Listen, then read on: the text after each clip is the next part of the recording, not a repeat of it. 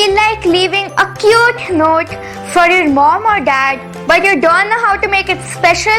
Then I have something really exciting with me today. The Toykraftt mold and paint fruit magnets. Hey guys, this is me Rahini and join me to create these cute fruit magnets. This box contains start, empty the plaster bag into a plastic bowl and add around 200 ml of water to it. Mix it well to form a uniform paste. Pour the slurry into the 6 cavities of the fruit molds and gently shake the molds to get rid of any air bubbles in the slurry. Once the plaster has fully hardened, gently remove the hardened plaster of Paris fruits from the molds. Once dry, paint the fruits using tempera paints and brush provided. Animate the fruit with eye stickers.